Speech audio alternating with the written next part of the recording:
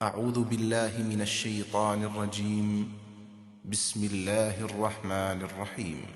أولما أصابتكم مصيبة قد أصبتم مثليها قلتم أنى هذا قل هو من عند أنفسكم إن الله على كل شيء قدير وما أصابكم يوم التقى الجمعان فبإذن الله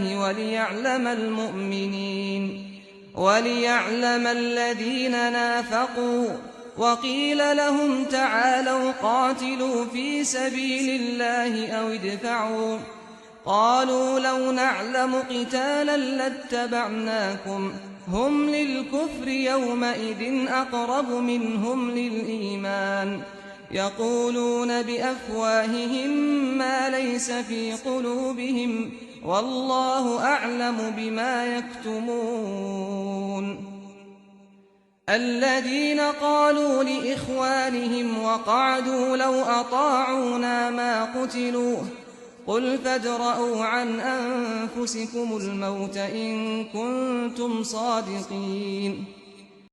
اور ہاں، جب ایک مصیبت تمہیں پہنچی جس سے دگنی مصیبت اس سے پہلے تم نے انہیں پہنچائی تھی تو کیا یہ بات بھی تم نے کہی کہ یہ کہاں سے آ گئی؟ ان سے کہہ دو اے پیغمبر کہ یہ تمہاری اپنی ہی لائی ہوئی ہے۔ اللہ فتح دیتا ہے تو اپنی حکمت کے مطابق شکست بھی دلواتا ہے، اس لیے کہ اللہ ہر چیز پر قدرت رکھتا ہے۔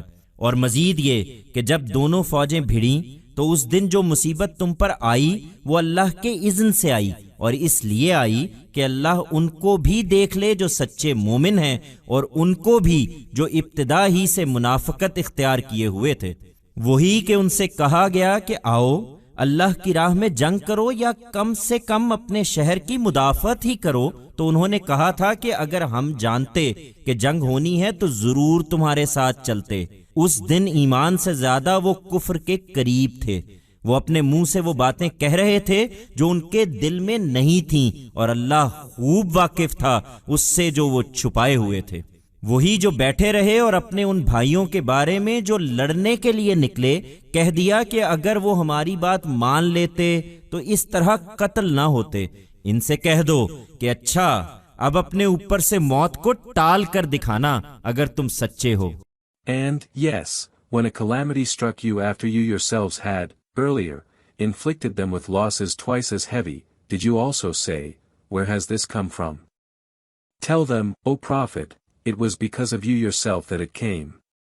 If God grants victory, He also inflicts defeat as per His wisdom, because God has power over all things. And moreover the disaster which befell you when the two armies met was ordained by God, and befell so that He may see who the true believers are. And those also who had adopted hypocrisy, from the very beginning, the ones that, when they were told, "Come, fight for the cause of God or at least defend your city," they had replied, "If we knew that a battle was going to take place, we would have surely come with you." On that day, they were closer to disbelief than belief. They were uttering words from their mouths which were not in their hearts, and God fully knew what they were concealing. The very ones who kept sitting and said of their brothers, who had gone out to fight, had they listened to us, they would not have been slain, in this manner. Tell them, ward off your death, then, if what you say is true.